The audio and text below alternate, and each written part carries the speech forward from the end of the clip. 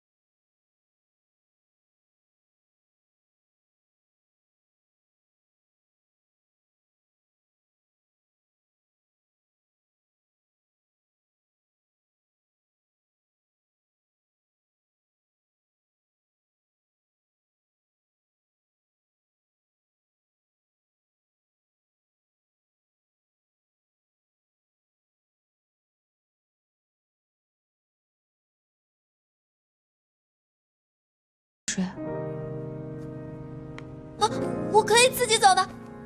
我不可以，说了不要跟我逞强。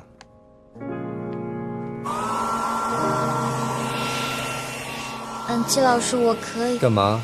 又想自己来啊？我是怕麻烦你嘛。你偶尔也麻烦我一下啊。过了今天你休假的时候就结束了。没关系，我下次可以经常来的。我有关系。知道什么是禁断症状吗？就是太迷恋一件物品，忍受不了片刻的分离。知道我说的是谁吗？我。要怎么补偿我？你想怎么补偿？把手拿开。你躺了我这么久，这次换我不吃亏吧？季老师，你今天怎么这么……怎么了？不要脸？啊，不是，就是突然那么放得开，是不是我按错了什么奇怪的开关？睡不着，讲故事。那你是要听格林童话还是安徒生童话呢？小红。好，小红帽从前有一个狼外婆，狼外婆其实是不记得了。那就讲一讲你自己的故事吧。期待。不对，应该叫你七月轻舞。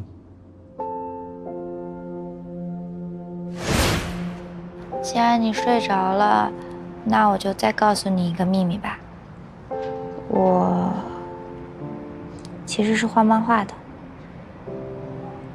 现在叫七仔，以前的笔名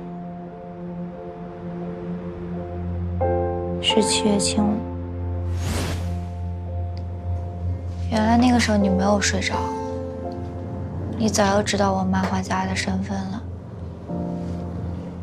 那七月轻舞这个名字，你应该上网能查到。我想听你亲口说。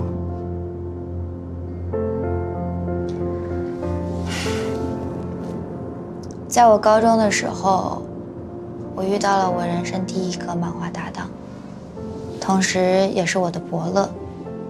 是他告诉我，画漫画不只是一个爱好，还可以变成为此付出一生的职业。当漫画家，跟我合作，一起出道吧。我叫陆清武。